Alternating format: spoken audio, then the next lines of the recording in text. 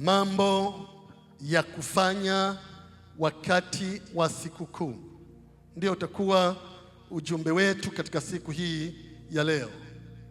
Yohana sura ya 7 mstari wa 8 mpaka wa 9. Unafahamu watu wa Mungu, niwaambie kitu kimoja.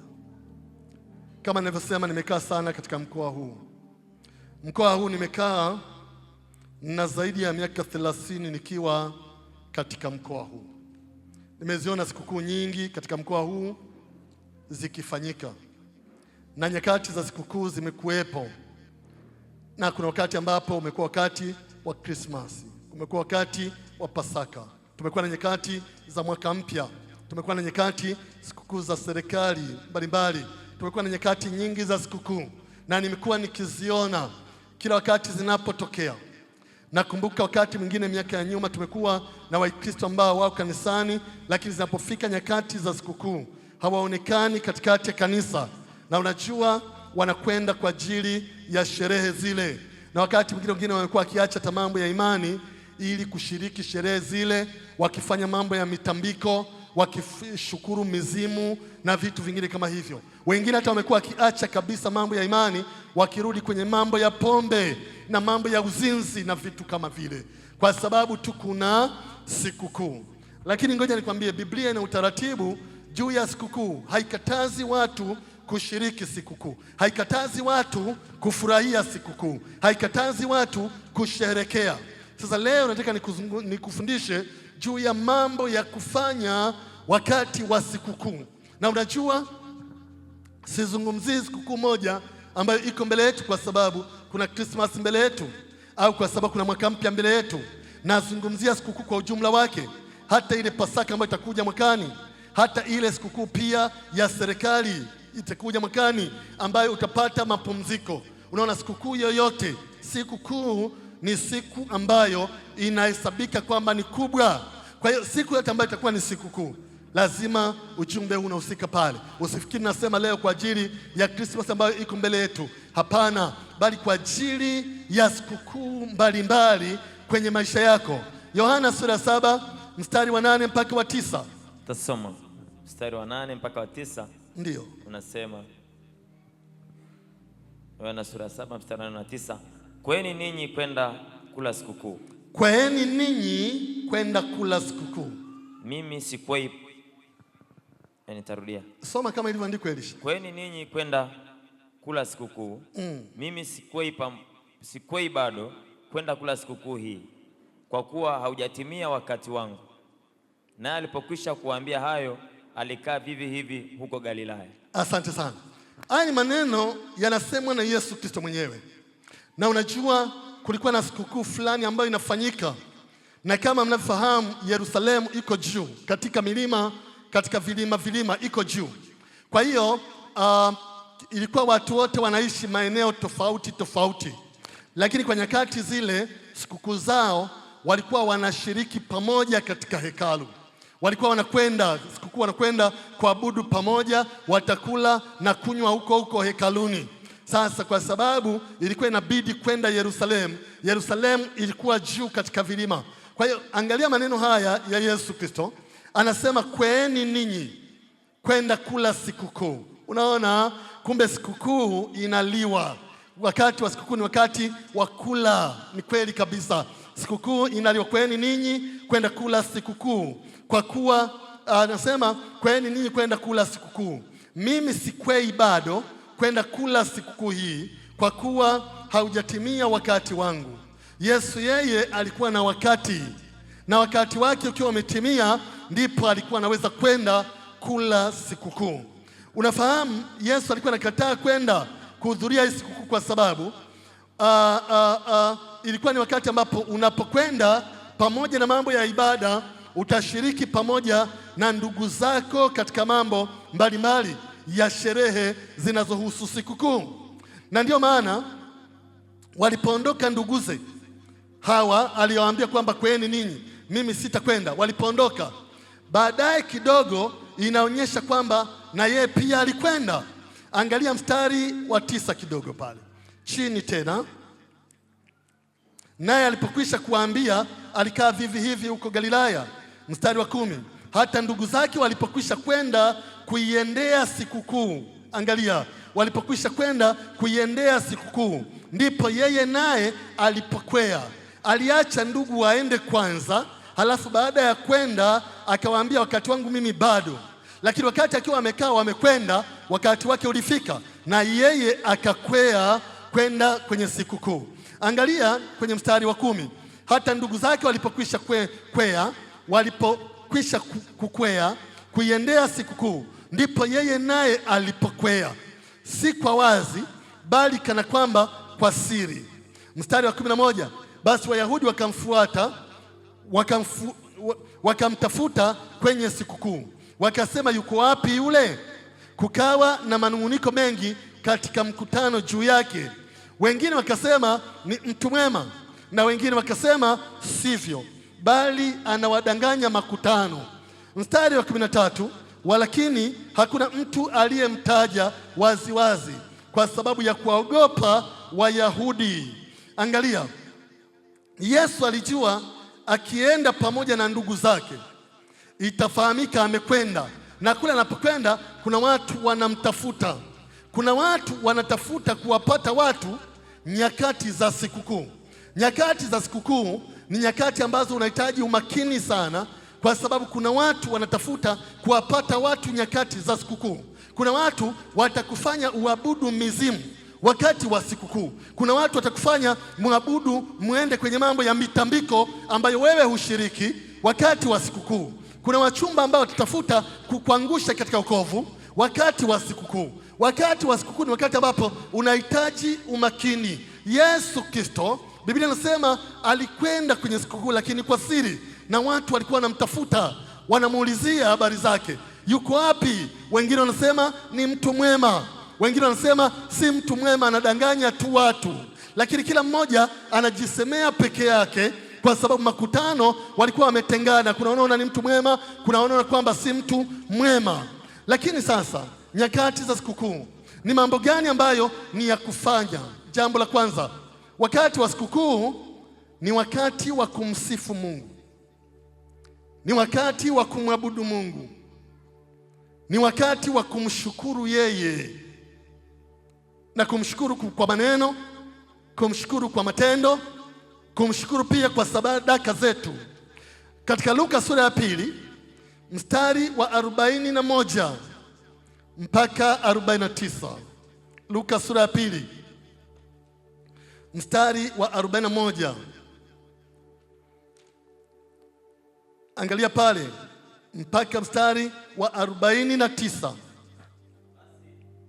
Basi wazee wale huenda Yerusalemu kila mwaka wakati wa sikukuu ya Pasaka. Wale wazee kila mwaka wakati wa sikukuu, si wakati mwingine. Wakati wa sikukuu walikuwa wanakwenda kule Yerusalemu. Na walipopata umri wake miaka 12, walipanda kama ilivyo desturi ya sikukuu. Kama ilivyo desturi ya sikukuu. Na walipokwisha kuzitimiza siku, wakati wa kurudi kwao, yule mtoto Yesu alibaki nyuma huko Yerusalemu. Na wazee wake walikuwa hawana habari. Nao wakadhani ya kuwa yumo katikati ya msafara. Wakaenda mwendo wa kutwa, wakao wakimtafuta katika jamaa zao na wenzao. Na walipomkosa wakarejea Yerusalemu huku wakimtafuta. Ikawa baada ya siku 3 wakamuona hekaluni, ameketi katikati ya walimu, akiwasikiliza na kuwauliza maswali. Nao wote waliomsikia walistajabia fahamu zake na majibu yake. Nao walipomwona walishangaa, na mama yake akamwambia, mwanangu, mbona umetutenda hivi? Tazama, baba yako na mimi tulikuwa tukikutafuta kwa huzuni. Akawaambia, kwa nini kunitafuta? Akawaambia, kwa nini kunitafuta? Hamkujua ya kuwa imenipasa kuwemo katika nyumba ya baba yangu? Hamkujua ya kuwa imenipasa kuwemo katika nyumba ya baba yangu?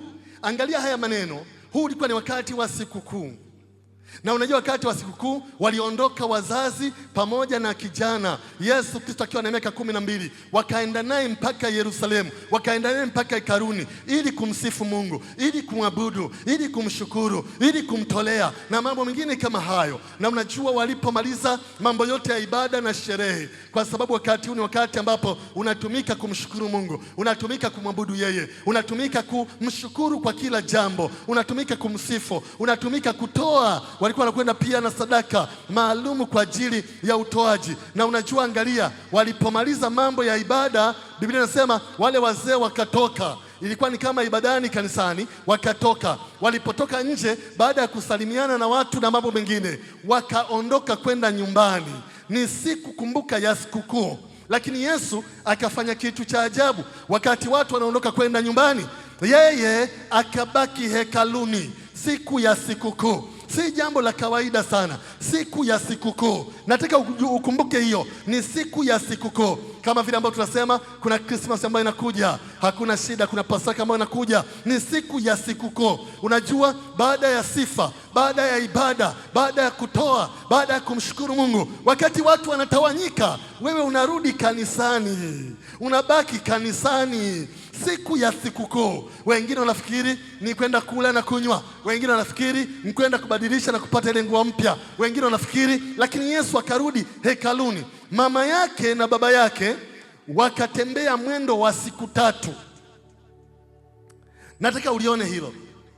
Wakatembea mwendo wa siku moja, walitembea wakiwa wanakwenda huko wanakokwenda, lakini wakagundua baadaye kwamba mtoto hatuko naye. Ni wazazi wa ajabu kidogo, kwa sababu wameondoka, wamemwacha mtoto, hawajui yuko wapi. Wakagundua mtoto hatuko naye, wakaanza kumtafuta. Na unajua, walipokuwa namtafuta Yesu Kristo, wakatumia siku 3. Wameacha wameenda mwendo wa siku moja, lakini kumtafuta, maana watu ni wengi, umati ni mkubwa, hawajui ameenda nyumba nani, hamejua ameenda na nani, ameondoka wapi. Wakamtafuta kwa siku 3. Maana yake ni nini?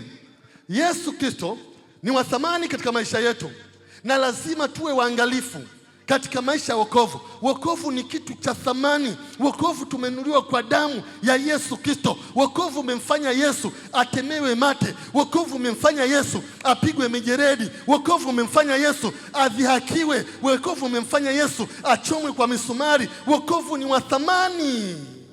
Unaweza ukamwacha kirahisi tu siku za sikukuu. Angalia, Mariamu pamoja na Yusufu walimwacha hekaluni siku ya sikukuu, lakini angalia, wakitu wao wametembea mwendo wa siku moja kumtafuta, ikawa kwa siku 3. Maana yake nini? Unapomwacha Yesu ni rahisi. Kuacha Yesu ni rahisi, ndani ya dakika 1 ama 2 waweza kumwacha, lakini kumrudia na kumtafuta ili umpate kuna gharama. Na inaweza ikawa ndani ya wiki 2-3 hujampata sawasawa, au hujapata amani ambayo unakusudia. Na unajua, wakatafuta, walipotafuta kwa watu wote, wanaoondoka na magari, wanaoondoka kwa miguu, wanamkosa Yesu Kristo. Ikabidi waende mpaka hekaluni. Walipofika hekaluni kule ambako ni kwa kusali, wakashangaa, wakamkuta Yesu yuko hekaluni. Siku ya sikukuu yuko hekaluni. Siku ya sikukuu hakwenda kula pilau. Siku ya sikukuu hakwenda kucheza michezo mbalimbali. Siku ya sikukuu hakwenda kwenye vyombo sehemu za anasa na starehe. Siku ya sikukuu yuko hekaluni. Na unajua, wakamkuta pale, na wazee wa hekaluni pale walikuwa pale hekaluni, wanaongea naye mambo ya Mungu, wanafungua Biblia, nasoma. Yusufu na yule mama Mariamu akamwambia, we Yesu, hebu sikiliza, umetufanya. Alikuwa na miaka 12, alikuwa bado kijana mdogo. Umetufanyia kitu gani?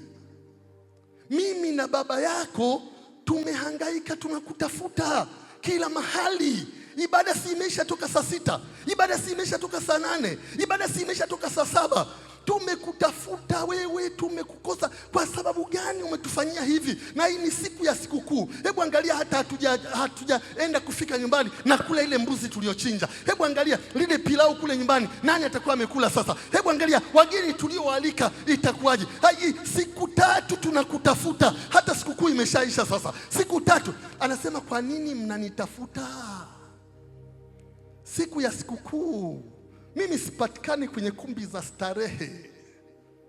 Siku ya sikukuu mimi sipatikani kwenye mitambiko. Siku ya sikukuu mimi sipatikani kwa marafiki wasioeleweka.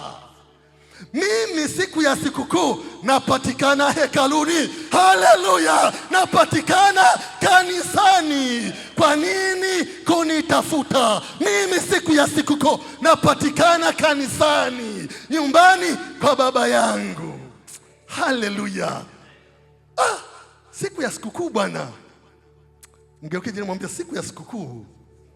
Mwambie siku ya sikukuu. Unafikiri siku ya sikukuu hakuwa na marafiki Yesu? Miaka 12 alikuwa na watoto wa kucheza nao mpira, alikuwa na watoto kwenda kuogelea nao mtoni, alikuwa na watoto wenzake wa kwenda kula nao nyumba hii, wakitoka waende nyumba hii wale tena, wakitoka waende nyumba hii wale tena, alikuwa nao. Lakini Yesu alikuwa anajua katika kwamba siku ya sikukuu ni siku ya kumsifu, siku ya kumwabudu, siku ya kumshukuru, siku ya kutoa. Mimi nitakaa hekaluni. Anamwambia mama yake na baba yake, kwa nini mmenitafuta kwa shida? Mngenipata siku ile ile. Ile siku ya kwanza mngenipata, mngekuja moja kwa moja hekaluni. Haleluya. Okay, sawa. Hilo ni jambo la kwanza. Lakini naposema hivyo simaanishi kwamba hutakiwi kula, hutakiwi kunywa, hutakiwi kuvaa vizuri. Hapana. Lengo langu ni kwamba pamoja na mambo hayo, lakini kumbuka kumwabudu, kumsifu na kumshukuru Mungu aliye hai. Pamoja na yuko kula na kunywa, kumbuka pia. Pamoja, jaribu kufikiri leo hii tuko hapa, tunaiona Krismasi hii kesho kutwa. Halafu ukae mwaka mzima uje ukutane na Krismasi nyingine ya mwaka ujao. Kwa nini usimshukuru? Kwa nini usimwabudu? Kwa nini usimtukuze yeye? Ndio ninachomaanisha. Zitumie kama nyakati za kumshukuru, kumsifu na kumwabudu yeye. Bwana asifiwe sana. Unajua, ndio maana hata sijakwambia mshukuru Mungu, utoa shuhuda, lakini hao walio mshukuru Mungu ni jambo jema. Ni nyakati za sikukuu zitumie kwa ajili ya kumsifu, kumwabudu na kumshukuru. Ni jambo ambalo ni jema la baraka, zitumie kipekee. Angalia, ulikuwepo mwaka jana mwezi wa 12 mwishoni, utakuwepo mwaka huu mwezi wa 12 mwishoni. Alafu uliona mwaka mpya mwaka jana, utakuwepo mwaka mpya mwaka huu. Ni ajabu sana. Kwa hiyo unatumia kumshukuru. Hili ni jambo la kwanza. Jambo la pili, mambo gani ya kufanya wakati wa sikukuu? Ni wakati wa kuhakikisha kuwa unamkaribisha Yesu Kristo nyumbani kwako. Unajua, kwa wanaoandika Yohana 4:43 mpaka 45, andika hapo, au tuweza tukaenda, twendeni pale. Yohana 4:43, twende pale. Yohana 4. Elisha, asante, nitasoma tu mwenyewe ili twende kidogo na muda huu, nataka nikutoe mapema. Yohana 4:43 mpaka 45. Angalia kwenye maandiko pale. Biblia inasema, na baada ya siku mbili. Yohana 4, twende pale mstari wa 43 mpaka wa 45. Na baada ya siku mbili hizo akaondoka huko akaenda Galilaya, kwa maana Yesu mwenyewe alishuhudia ya kwamba nabii hapati heshima katika nchi yake mwenyewe. Mstari wa 45. Basi alipotoka Galilaya, Wagalilaya walimpokea. Anasema alipotoka Galilaya, Wagalilaya walimpokea, kwa kuwa wameyaona mambo yote aliyoyatenda huko Yerusalemu wakati wa sikukuu. Maana hao nao waliendea sikukuu. Angalia, alipotoka huko, aliotoka mahali fulani, Wagalilaya walimpokea. Kwa nini walimpokea? Kwa sababu waliyaona matendo yake walipokwenda kwenye sikukuu. Waliyaona matendo yake wakati wa sikukuu. Ni wakati ambapo utumie kumpokea Yesu Kristo. Nimeziona sherehe nyingi ambazo watu wanakuwa na mgeni rasmi. Nimeziona sherehe nyingi ambazo watu wanakuwa na mgeni wa heshima. Lakini wakati wa sikukuu ni wakati ambapo ni wa kipekee. Mpokee Yesu Kristo kuwa mgeni rasmi katika nyumba yako. Mpokee Yesu Kristo kuwa mgeni wa heshima katika nyumba yako. Wagalilaya walifanya hivi. Lakini sikiliza nikwambie, kuna baraka za kipekee pia unapomkaribisha Yesu Kristo katika maisha yako. Ikiwa mtu hajaokolewa, wakati wa sikukuu ni wakati mzuri sana kumwamini Yesu Kristo. Kwa nini? Kwa sababu utasema kwamba mimi nilipookoka, niliokoka kwenye ile Christmas ya mwaka juzi, kwenye ile Christmas ya mwaka jana, yani Christmas ya mwaka 2005, Christmas ya mwaka 2018, ndipo nilipookoka. Angalia leo hii tunakumbuka mtoto wetu alizaliwa kwenye mwezi wa 12, tarehe ngapi? Angalia tulifunga harusi yetu mwezi wa 8, tarehe ngapi? Angalia tunakumbuka. Utakumbuka, utaandika historia ya kipekee kwamba mimi nilimpokea Yesu Kristo tarehe 1 ya mwezi wa 8. Unaona, mpokee Yesu Kristo. Yawezekana pia unaishi na watu ambao hawajaokoka. Ni wakati wa kuelekeza wampokee Yesu Kristo katika maisha yao. Hapo nyuma ukiangalia sura ya 2 mstari wa 23, sura ya 2 hapo nyuma kidogo, mstari wa 23, hata alipokuwa hapo Yerusalemu kwenye sikukuu wakati wa Pasaka, watu wengi waliamini jina lake walipoziona ishara zake alizozifanya. Wakati wa sikukuu watu wengi waliamini jina lake. Ni wakati wa kipekee sana wa kumpokea Yesu Kristo. Unafahamu kuna roho nyingi ambazo zinainuka sana nyakati za sikukuu. Roho nyingi, roho za ajali, roho za mizimu, roho za mitambiko, maroho ya kichawi yaliyolala. Kuna maroho mengi yanainuliwa wakati wa sikukuu. Mtoto wetu, binti yetu yuko Dar es Salaam na unajua alipanga kurudi kipindi hiki sasa, na hata sasa yuko kwenye process ya kurudi. Lakini unafahamu toka juzi wanatafuta tiketi ya kuja Moshi, wanakosa. Gari zote zimejaa mpaka tarehe 25. Mpaka tarehe 25. Yaani tarehe 25 ndio kutakuwa na nafasi. Kwa hiyo wanahangaika atasafirije, wanahangaika itakuwaje na mambo mengine. Watu ni wengi wanaokwenda Kilimanjaro. Watu ni wengi wanaokwenda huko. Wanapokwenda kuna roho zinainuliwa. Kuna maroho ya ulevi, kuna maroho ya uzinzi, kuna maroho ya ajali, kuna maroho ya mizimu, kuna maroho mbalimbali yanakaribishwa kwenye maisha ya watu, yanakaribishwa katika nyumba za watu. Lakini wewe tumia sikukuu kumkaribisha Yesu Kristo kwenye maisha yako, kumkaribisha Yesu Kristo kwenye nyumba yako, kumkaribisha Yesu Kristo kwenye familia, kumkaribisha Yesu Kristo katika eneo lako la kazi. Hili ni jambo la pili. Mambo gani ya kufanya wakati wa sikukuu? Jambo la tatu ni wakati wa kuhakikisha kuwa waliofungwa na shetani wanafunguliwa. Ndiyo, Marko 15 mstari wa 6. Marko 15, twendeni pale.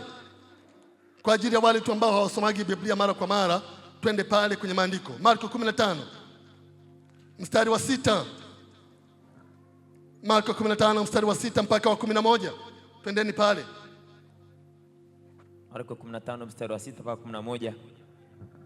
Basi wakati wa sikukuu huwafungulia mfungwa mmoja. Basi wakati wa sikukuu, sio wakati ambao sio wa sikukuu. Basi wakati wa sikukuu huwafungulia mfungwa mmoja. Twende pale. Wamwombaye. Palikuwa na mtu aitwaye Baraba, amefungwa pamoja na watu waliofanyiwa fitina na kufanya uuaji katika fitina ile. Makutano wakaja wakaanza kuomba awafanyie kama vile alivyozoea. Pilato akawajibu akisema, je, mnataka niwafungulie mfalme wa Wayahudi? Kwa maana alitambua ya kuwa wakuu wa makuhani wamemtoa kwa husuda. Lakini wakuu wa makuhani wakatahayarishikisha wa mkutano kwamba afadhali afunguliwe Baraba. Pilato akajibu tena akawaambia, basi nimtendeje huyu mnena kuwa ni mfalme wa Wayahudi? Wakapiga kelele tena, msulubishe. Pilato akawaambia, kwani ni ubaya gani alioutenda? Wakazidi sana kupiga kelele, msulubishe. Pilato akipenda kuwaridhisha makutano, akawafungulia Baraba, akamtoa Yesu baada ya kumpiga mijeledi ili asulubiwe. Okay, mstari 15. Pilato akipenda kuwaridhisha makutano, akawafungulia Baraba. Sikiliza, kulikuwa na mazoea ambayo yapo na Pilato alikuwa nayo. wakati wa sikukuu alikuwa anawafungulia mfungwa mmoja waliyemwomba, mfungwa mashuhuri. Wafungwa wanakuwa ni wengi, lakini katika wale watakaoachiliwa kuwepo mfungwa mmoja mashuhuri. Unaona, kwa mfano katika nchi yetu, mfano katika Tanzania, serikali nyingi duniani, hata hapa Tanzania, wakati wa sikukuu mbalimbali za serikali, utasikia rais amesamehe wafungwa 3718, au utasikia rais amesamehe wafungwa 1275, au unasikia kwamba amesamehe wafungwa 7822. Wanasamehewa, wanafunguliwa kwenye vifungo, ingawa walistahili kufungwa, lakini wanafunguliwa katika vifungo. Sasa hawa wao walikuwa na utaratibu, nyakati za sikukuu lazima afunguliwe mfungwa mmoja maarufu. Yaani kama wanafunguliwa wafungwa 1000, wanaweza kawa waiba kuku, waiba sijui vitu gani, waiba nini, lakini itafutwe mmoja maarufu. Sasa hapa palikuwa na mfungwa ambaye ni maarufu, anaitwa Baraba. Yeye alifungwa kwa sababu ya fitina na uwaji pia, ambaye alifanya fitina katika nchi na mambo mengine kama haya. Alikuwa ni mfungwa maarufu sana. Kwa hiyo hawa watu wakati huo wakaomba afunguliwe Baraba. Unafahamu, pamoja na sherehe ya kula na kunywa na kuvaa na vitu vingine, chochote kile ambacho unafanya wakati wa sikukuu, hakuna shida, lakini hakikisha kwamba wafungwa wanafunguliwa, waliofungwa na shetani. Watu wamefungwa katika mambo ya mizimu, watu wamefungwa kwenye mambo ya kichawi, watu wamefungwa katika mambo ya kiganga, watu wamefungwa katika nguvu za giza, watu wamefungwa. Wewe usifurahi tu kula na kunywa wakati mjomba wako anafia dhambini, wakati mama yako mdogo akifa atakwenda jehanamu. Usifurahie tu hivyo wakati wewe unakula na kunywa na kubadilisha tu nguo, kupata nguo mpya kama niliyovaa hapa, wakati baba yako mzazi akifa na kwenda jehanamu. Wakati wa sikukuu ni wakati wa kipekee sana. Hata ikibidi waweza ukawa unampa zawadi baba au mama au mjomba, umemnunulia shati na ile saa kama zawadi, unaweza ukampa shati na saa kama zawadi, alafu akasema asante sana mjukuu wangu. Kumbe hata walokole pia bado mnaweza mkatuzawadia na sisi. Unaambia tunaweza tukawazawadia, lakini baba yangu, lakini mjomba wangu, kuna zawadi kubwa sana ambayo unaikosa, na hiyo zawadi ni kumpata Yesu Kristo awe Bwana kwenye maisha yako. Ni zawadi kuliko hiyo saa, ni zawadi kuliko hiyo shati. Hakikisha wafungwa wanafunguliwa. Haleluya! Wafungwa walifunguliwa nyakati zile. Kuna njia kadhaa. Waweza kuwa pia na wageni katika nyumba yako. Wageni wamekuja katika nyumba yako ili mle na kunywa na kusherekea sikukuu. Hakuna shida, wacha wale, wacha wanywe, furahini katika mambo ya sikukuu, lakini wasiondoke bila kuwatajia kwamba Yesu Kristo ni Bwana na kwamba anaokoa. Usiwaache wakarudi hivi. Wewe panda hiyo mbegu. Wakati mwingine kuna mbegu ambazo tunapanda, inaendelea kunena ndani ya mtu, inaendelea kuongea ndani ya mtu. Anaweza kaenda baada ya wiki akaikumbuka, anaweza kaenda baada ya wiki mbili akaikumbuka, na siku moja akaokolewa. Sikiliza, unaona huku kwenye ardhi, wakati mwingine jua linakuwa ni kali, hakuna majani, kuna vumbi tu. Watu wanahitaji mvua na mambo mengine kama hayo. Chini yake huwa kuna mbegu zilizopandwa, na hizo mbegu aidha zimepandwa, nyingine zimeangushwa na ndege, nyingine ziko chini tu zinangoja mvua. Siku zikipata mvua tu zinaota. Panda mbegu za Injili, watu wafunguliwe, watu wawekwe huru nyakati za sikukuu. Sema amen, sema amen. Wafungwa wafunguliwe. Hapa ilibidi Baraba afunguliwe. Kwa nini? Kwa sababu ni wakati wa sikukuu. Unaweza pia kutembelea mahali. Hii nimekuambia, unaweza kualika mtu, lakini unaweza pia we kutembelea. Umealikwa mahali, haijalishi mpa jinsi gani, haijalishi kwamba pana heshima gani, haijalishi kama hawataki kwa sababu umeokoka, basi hata wasingekualika. Lakini kwa sababu wamekualika, ukifika pale na mambo mengine, wameandaa vyakula vyao, wameandaa vinywaji vyao na mambo mengine, hakuna shida. Wakati wa kula na kunywa, mtakula, mtalani, afu baadaye watakugeukia. Vipi nani binti? Hivi bado umeokoka? Yale mambo yenu ya ulokole ama ulishaacha? Mwambie mjomba, siwezi kuacha. Anasema huwezi. Sasa huko mnapataga nini? Kwani wanawapaga nini huko? Kuna kitu mnapewa? Sinasikia mnapewaga hela. Mwambie mjomba, hivi dini hiyo singekuwa ni dini nzuri sana. Uende unampata Yesu na mbinguni unakwenda, alafu na hela wanakupa.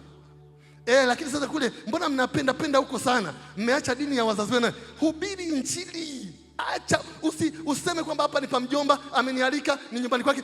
Amna, panda mbegu ya Injili. Hata kama wanaona kama ukosane nao kwa sababu unaongea mambo ya Injili wakati wao na mambo yao, hakuna shida. Lakini kama unakosana nao kwa ajili ya Kristo Yesu, panda mbegu za Injili. Watu wamefungwa, usione wanatembea, wana shida, wana matatizo, wana taabu, wana shida katika familia, katika ndoa, wana magonjwa yasiyopona, wana vitu ambavyo ni sugu, wanamhitaji Yesu Kristo. Nyakati za sikukuu zitumie kufikisha ujumbe wa Yesu Kristo. Haleluya! Ni jambo ambalo la kipekee sana. Wale ambao mnatumia mitandao ya kijamii, kwa mfano mitandao ya kijamii wakati wa sikukuu, wengine wanarusha picha hivi, wengine wanarusha picha vile, wengine ya kufanya vile, wengine wewe kule rusha za Injili. Rusha kwaya ya Betheli kiimba ule wimbo wa Injili pale. Rusha picha yako pale, alafu sema namshukuru Mungu kwa sababu Yesu ni Bwana na anaokoa. Kwenye comments watakwambia anaokoa amefanya nini? Wewe acheni kudanganya watu. Wewe acheni nini? Kule watakapojibu, jibu kule njia ya kuwapa Injili pia. Sema amen. Tumia kila fursa na kila nafasi unayopata wakati wa sikukuu. Sema amen. Unaweza kupiga picha hata hapa Betheli tunamna hii. Chap, afu kairusha kwenye mtandao pale, Facebook au Instagram au wapi. Ukishairusha pale, sasa namshukuru Mungu ameniokoa. Ninatamani kwamba watu wote wangemjua Yesu Kristo kwamba ni Bwana na Mwokozi. Unaweka andiko la Marko 10:15 mstari wa 16 pale. Aaminie na kubatizwa ataokoka, asiamini amekwisha kuhukumiwa. Yaani tumia kila fursa wakati wa sikukuu. Ni kitu ambacho ni muhimu nakwambia. Kuna jambo la 4. Wakati wa sikukuu ni wakati wa kuhakikisha kuwa unapumzika na familia. Wakati wa sikukuu,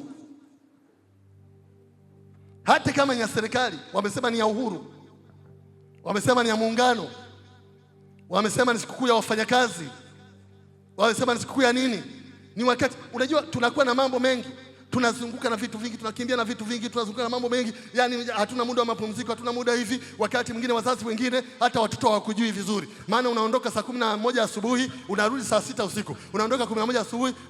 Ile siku ya Jumamosi ama Jumapili ukipata nafasi kidogo, watoto wanamuuliza mama yao, huyu ni nani?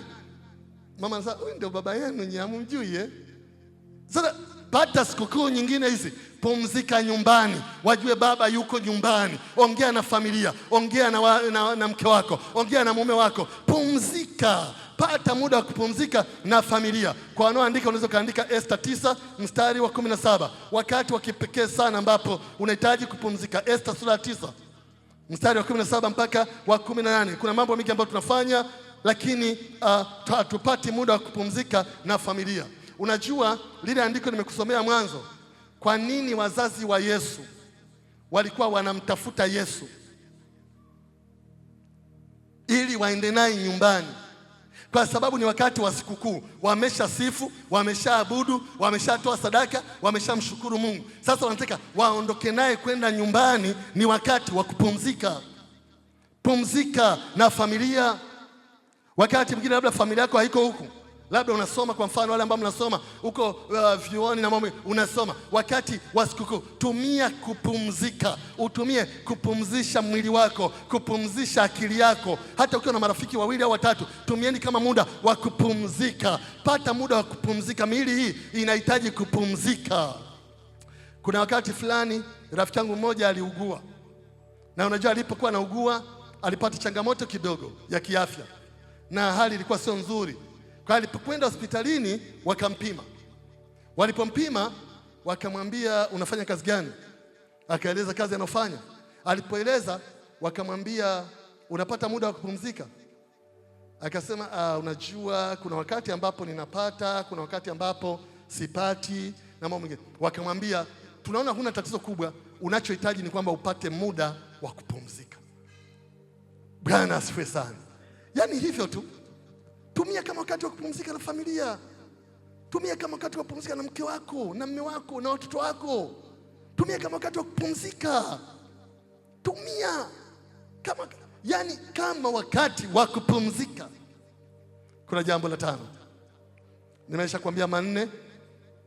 La kwanza ni wakati wa kumsifu, kumwabudu na kumshukuru Mungu.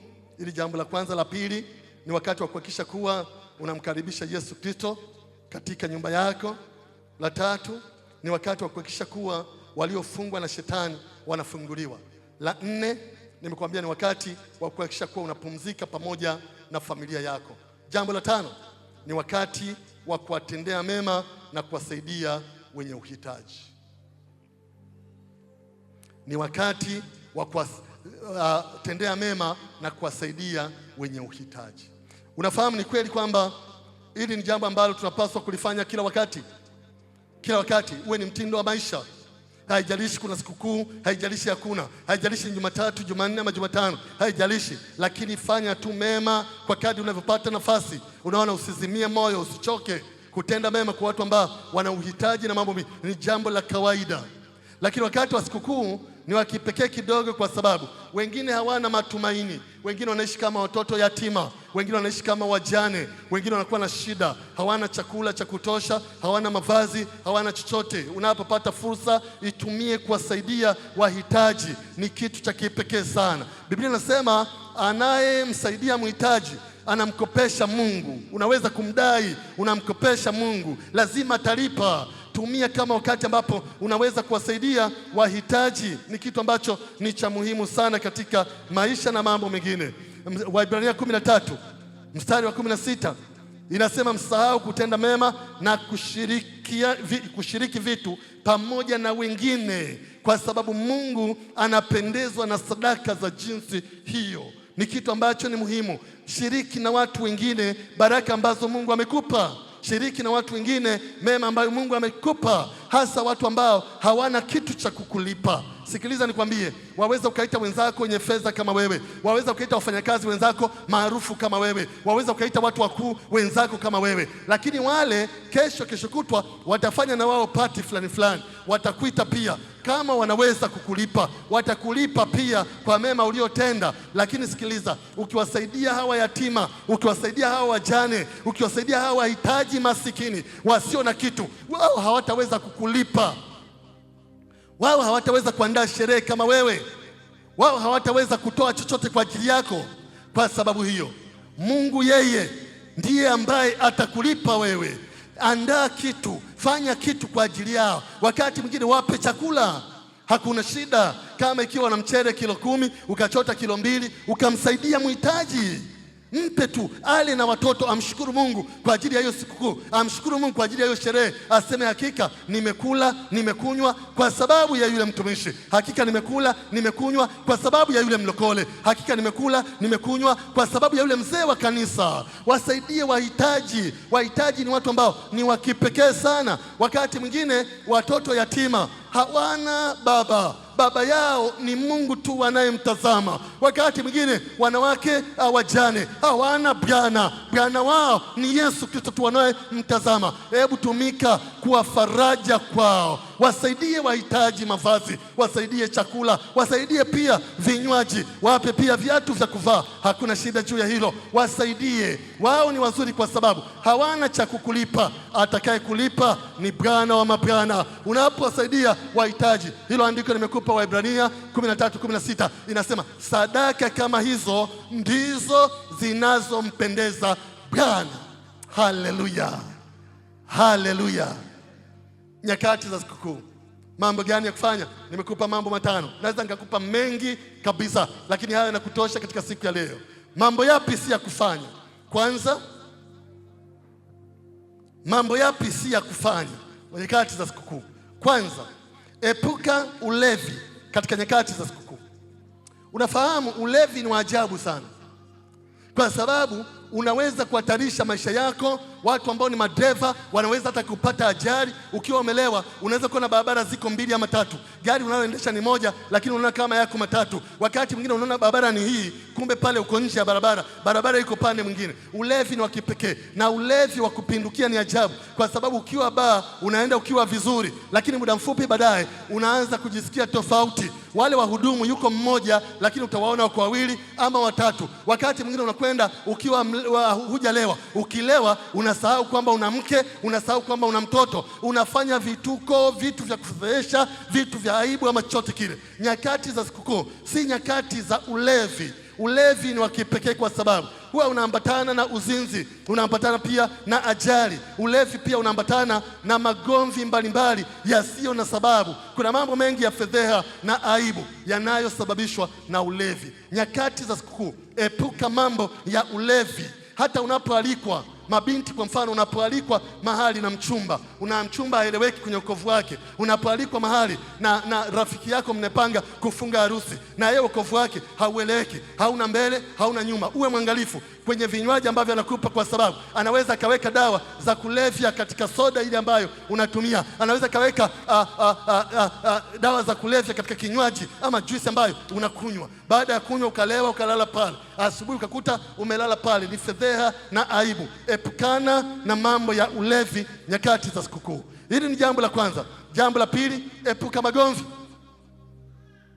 Katika Mathayo 26:5 inasema wazi, Mathayo 26:5, epukana na mambo ya ugomvi wakati wa sikukuu. Wakati wa sikukuu ni wakati wa kufurahi, ni wakati wa amani, ni wakati ulio bora, ni wakati wa kusherekea, ni wakati wa mema, sio wakati wa magomvi. Hilo andiko linasema hivi, walitaka kumkamata Yesu, wakajiwinda, wakawaza, wakafanya nini cha kufanya, na unajua, wakaona waache kwa sababu ulikuwa wakati wa sikukuu, ili isije ikatokea ghasia katika mji. Ghasia ni ugomvi, ghasia ni vurugu. Kwa hiyo epuka magomvi wakati wa sikukuu. Huwa magomvi ni kitu ambacho ni cha kipekee. Sikukuu zinahitajika kuwa nyakati za amani, furaha na upendo. Ni kitu ambacho cha muhimu. Epuka kila aina ya ugomvi.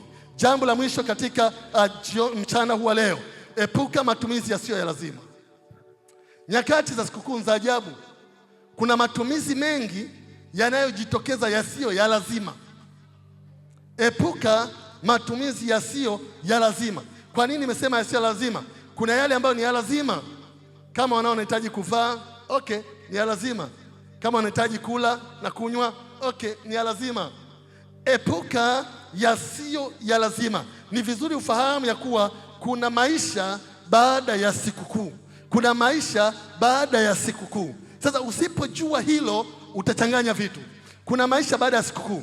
Sikukuu zinapoisha ni za kipekee, lakini lazima ufahamu baada ya sikukuu kupita, ada ya shule iko pale pale. Baada ya sikukuu kupita, kodi ya nyumba iko pale pale. Baada ya sikukuu kupita, kilimo kiko pale pale. Baada ya sikukuu kupita, wanaokudai wako pale pale. Baada ya sikukuu kupita, lazima ufahamu hilo. Kwa sababu hiyo, epuka matumizi yoyote yasiyo ya lazima. Mgeukie jirani yako mwambie epuka, alafu useme kwa hatua, epuka matumizi yoyote yasiyo ya lazima. Mwambie jirani yako. No, twende kwa hatua. Mwambie epuka. Mwambie epuka matumizi yoyote yasiyo ya lazima. Mwambie kwa jina la Yesu. Haleluya. Nikutakie mchana wenye baraka. Neema ya Mungu izidi kuwa juu yako. Bwana azidi kupigania. Bwana akutetee. Bwana awe upande wako. Uwe na wakati wenye baraka. Uwe na wakati wa ushindi. Uwe na wakati wa kumwona Mungu. Bwana akutetee. Bwana awe upande wako. Bwana awe upande wako. Bwana awe upande wako. Bwana awe upande wako. Bwana awe upande wako kwa jina la Yesu. Hebu simama kwa miguu yako. Meti bota basi di boshaka. Rinda raboseke lebasia. Shanta raboseka. Yoposeka. Weka mikono yako juu mbele za Mungu.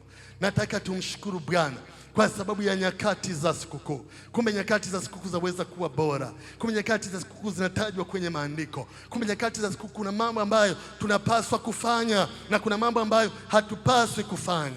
Nataka utoke lakini ukijua sijazuia kula, sijazuia kunywa. Hata mimi hapa nimesema mnipatie chakula cha mchana siku hiyo ya sikukuu. Nataka pia kunywa siku ya sikukuu. Lakini ninachozungumzia ni kwamba pamoja na hayo lazima tuwe na mambo matano muhimu ya kufanya. Yale ni mambo ambayo ni muhimu. Halafu kuna matatu nimekupa ya kuepuka. Epuka mambo ya ulevi wakati wa sikukuu. Epuka magomvi wakati wa sikukuu. Epuka matumizi yasiyo ya lazima wakati wa sikukuu. Wakati wa sikukuu ni waajabu sana. Unaweza ukafurahia sikukuu ya siku moja, halafu baada ya hapo ukala na kunywa, ukafanya matumizi yasiyo ya lazima, halafu sikukuu zikiisha ada inakutazama. Sikukuu ikiisha kodi ya nyumba inakutazama. Sikukuu ikiisha walimaji vibarua mashambani wanakutazama. Sikukuu ikiisha tayari wanaokudai madeni wanakuja. Sikukuu ikiisha kuna picha fulani zamani walikuwa wanapendaga kuitoa sana hiyo picha. Hiyo picha wanaitoa ni picha fulani la kabichi. Hilo kabichi wamelichola alafu wanameweka macho fulani hivi. Alafu linakuwa na macho, wanaliandikia kwamba nyie kuleni nyama sasa hivi, nyie furahini na mambo mengine, hakuna shida. Na wangojea hapo Januari katikati hapo mtanirudia. Bwana asifiwe sana. Epuka matumizi yasiyo ya lazima. Hebu sema Bwana Yesu. Kwa sauti sema Bwana Yesu. Bwana Yesu. Ninakushukuru. Ninakushukuru. Kwa sababu yako mambo unayonitaka niweze kufanya wakati wa sikukuu. Kwa jina la Yesu. Nisaidie. Nyakati za sikukuu nikusifu, nikuabudu, nikutukuze, nikushukuru wewe. Kwa jina la Yesu. Wakati wa sikukuu uwe wakati wangu wa kutoa. Kwa jina la Yesu. Nyakati za sikukuu ziwe nyakati ambazo Yesu Kristo utatawala kwenye maisha yangu. Kwa jina la Yesu.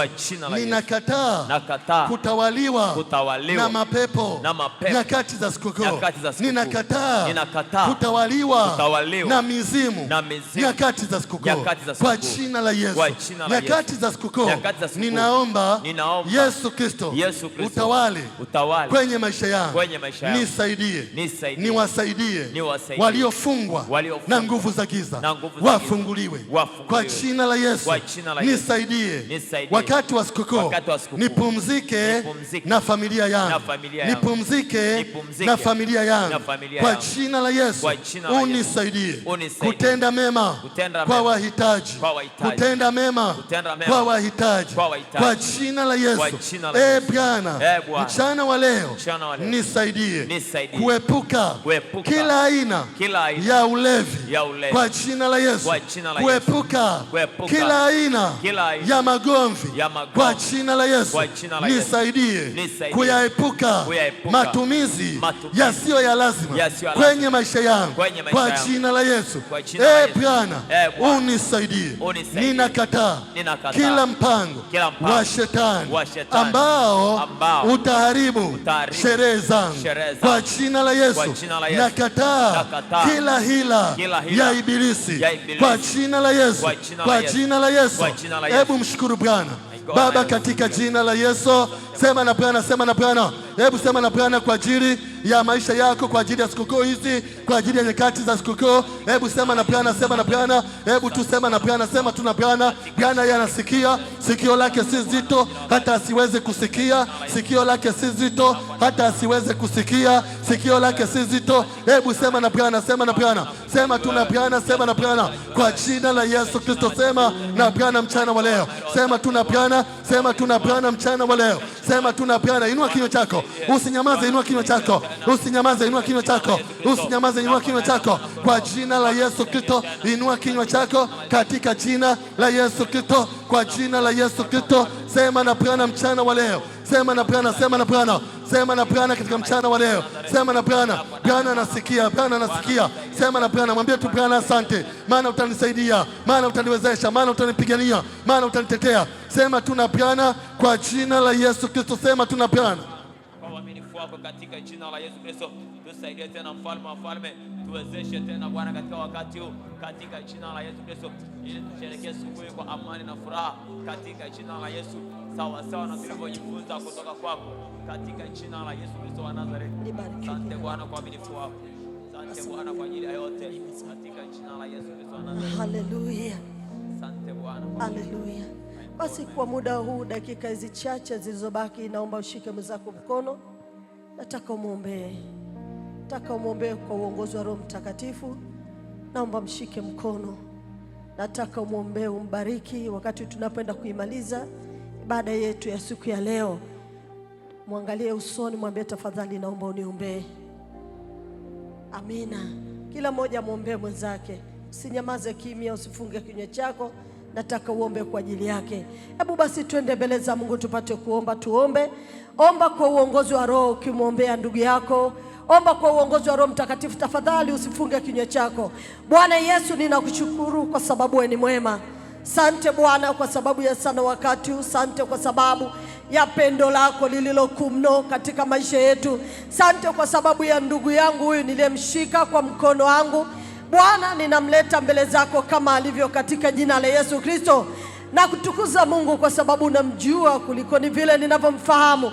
Na kuhitaji Bwana ukahusike na maisha yake, ukahusike na moyo wake, ukahusike naye tena kwa namna ya kipekee katika jina la Yesu Kristo. Kamuongoze tena Bwana kupitia neno lako, kama ambavyo Mungu wa mbinguni umesema nasi siku ya leo, kwa sababu wewe ni Mungu wa kipekee.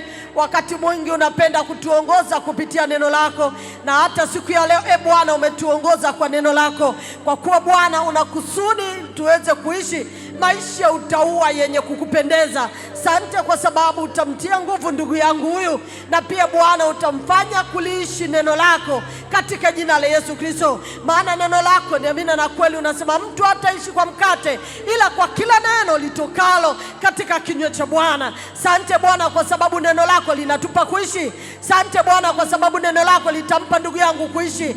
Asante Bwana kwa sababu kupitia neno lako hili utamuongoza. Asante Bwana kupitia neno lako ambalo umesema nasi siku ya leo, Bwana utatushika na kututegemeza katika jina la Yesu Kristo wa Nazareti. Asante kwa sababu ya neema yako ambayo Bwana pia itamuongoza siku zote katika jina la Yesu Kristo. Utaonyesha uwezo wako juu yake, ukimsaidia katika mambo yote, ukimtia nguvu katika kazi zake katika jina la Yesu Kristo. Na ulinzi wako ulio mkamilifu Bwana utauthibitisha katika maisha yake kile itwapo leo kupitia jina lako Yesu. Ninamwachilia ndugu yangu mikononi mwako, ili Bwana ukapate kutenda mema na kumsaidia kwa namna ya kipekee, kwa jina lipitalo majina yote. Haleluya. Baba yetu na Mungu wetu, ninakushukuru kwa sababu ya siku hii njema. Asante Bwana kwa sababu ni kweli tumekusifu, tumekuabudu. Na wakati huu ni wakati mwema ambao tunarejea majumbani mwetu. Ninakuhitaji Bwana ukapate kuwa pamoja nasi. Yesu Kristo, ninalikabidhi juma linalokuja mikononi mwako. Ninaomba maongozi yako yakapate kuwa pamoja nasi. Bwana ukatuongoze kupitia neno lako. Tena zaidi sana ukatulinde kwa ulinzi wako katika jina la Yesu Kristo, kiepusha mabaya katika maisha yetu katika jina lipitalo majina yote. Asante Mwokozi wangu kwa sababu ninajua kama neno lako lisemavyo kwamba utakuwa pamoja nasi hata ukamilifu wa dahari. Bwana utakuwa pamoja nasi, nasi tutauona uweza wako na nguvu zako zikizihirika maishani mwetu. Tulinde sisi na watoto wetu na kazi zetu na ofisi zetu, tukawe salama katika jina la Yesu Kristo. Asante kwa sababu pia utatuangazia kwa nuru ya uso wako mahali popote tunapokwenda. Bwana, nuru yako itaachiliwa maishani mwetu. Hatutakuwa katika giza, lakini nuru yako itatenda kazi katika maisha yetu katika jina la Yesu Kristo. Pokea sifa na utukufu kwa sababu wewe ni Bwana mema. Tunajiweka mikononi mwako mahali palipo ulinzi na usalama, ili Bwana usike na maisha yangu na maisha ya kila moja ambaye ameingia mahali hapa, na maisha ya kila moja ambaye anaisikia sauti hii. Bwana ukamshike na kumuongoza kupitia jina lako Yesu tumeomba na kushukuru, amen. Mpigie Bwana Yesu makofi mengi, alafu mgeukie jirani yako, mwambie Mungu akubariki sana, wewe ni mbarikiwa.